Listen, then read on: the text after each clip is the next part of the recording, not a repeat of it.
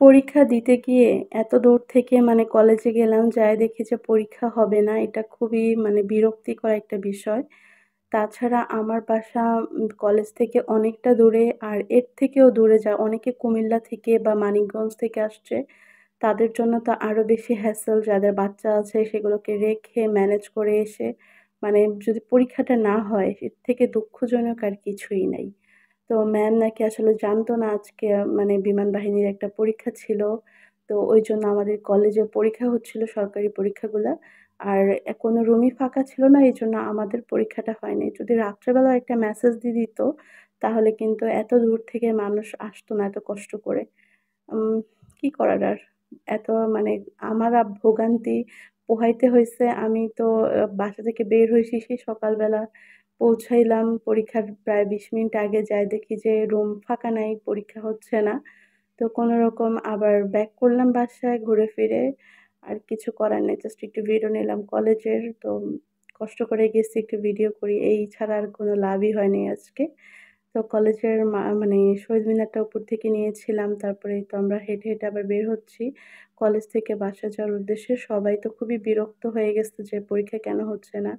সবাই অনেক কষ্ট করে এসেছিল। আর এই পর্যায়টা আসলে এখন তো আর স্কুল বা কলেজ লাইফের ঐরকম একটা সিচুয়েশন নাই। দেখা যায় মেক্সিমাম মেয়েরা জব করে বা আবার অনেকে বাচ্চা-কাচ্চা সামলায়া কলেজে আসে। তো সেজন্য অনেক বেশি প্রবলেম হয়ে যায়। তো আমার ফ্রেন্ডরা বের হয়ে যাচ্ছিল। আমিও পিছন, পিছন বের হয়ে যাবো এখন বাসার উদ্দেশ্যে। তারপরে বিকালের দিকে বাইরে গিয়েছিলাম। ভাবি বলল যে, "আসেন বাইরে আমরা দুজনে খিচুড়ি খাই।" এই খিচুড়িটা যেহেতু মজার, তো এই খিচুড়িটা খেয়ে নিই। তা আমি আসলে খাইতে চাচ্ছিলাম না। কারণ আমার তো অ্যাসিডিটির প্রবলেম। তো বেশি খিচুড়ি, তেহারি এগুলা খাইলে ওই দিনগুলাতে অনেক বেশি কষ্ট হয়। তো খাইয়া আসলাম। জোর করেই ভাবি এক পর্যায়ে খাওয়াইলো। তো খিচুড়িটা খাওয়ার পরে বাসায় এসে আমার হাসব্যান্ডের জন্য তো রান্না করতে হবে। আর আজকে আমি মাছ-টাছ কিছু রান্না করব না। ২ টা সবজি ভাজি করব। আর এইজন্য আমি এখানে একটা পেঁপে কুচি করে নিয়েছি। আর নিয়েছি সাথে ২ টা চিচিঙ্গা। এটাকে ডিম দিয়ে ভুনা কি ভাজি করব। আর একটু মাছ ভুনা করব সাথে।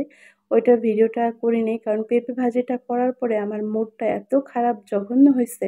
আমি সারা জীবন পেঁপে ভাজি করলাম। যতদিন ধরে পেঁপে ভাজি করি, এরকম জঘন্য পেঁপে ভাজি জীবনেও হয় নাই। কারণ আজকের পেঁপেটা মুখেই দিতে পারছিলাম না। এত তিতা, বিষের মতো তিতা হয়ে গেছে। কেন এরকম হলো বুঝতে পারতেছি না। অবশ্য পেঁপেটা অনেকদিন ছিল ফ্রিজে, প্রায় ১৫-১৬ দিন ধরে আনা। সেজন্যই তিতা হয়েছে কিনা সেটা তো আসলে বলতে পারব না। যদি কাটার সময়ও একটু মুখে দিয়ে দেখতাম এরকম তিতা লাগে, তাহলে কিন্তু এত কষ্ট করে ভাজিটা করতাম না। বা ভাজিটা হওয়ার আগেও যদি সিদ্ধ করার সময়ও একটু টেস্ট করতাম, তাহলেও এত কষ্ট করতে হতো না। মানে ভাতটা নিবো তখন খাওয়ার জন্য যখন নিচ্ছে তখন দেখি যে এত তিতা, বিষও মনে হয় এর থেকে কম তিতা হবে, এরকম একটা অবস্থা। তো যাই হোক, এই পেঁপে ভাজি আর চিচিঙ্গা ভাজিটা করে নিলাম।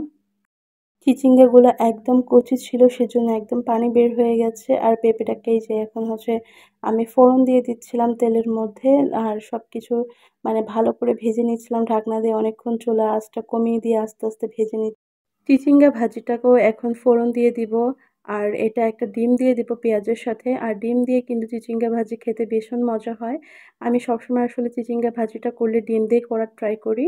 আর আজকের মতো ভিডিওটা এই পর্যন্তই রাখছি। সবাই ভালো থাকবেন, সুস্থ থাকবেন। আর এখনো যারা আমার পেজে ফলো দেননি, অবশ্যই একটা ফলো দিয়ে দেবেন। আর কমেন্ট করে জানাবেন আজকের এই হিজিবিজি জোড়াতালি ব্লগটা কেমন লাগলো। আপনাদের সাথে আবার কথা হবে নেক্সট ব্লগে। আল্লাহ হাফেজ।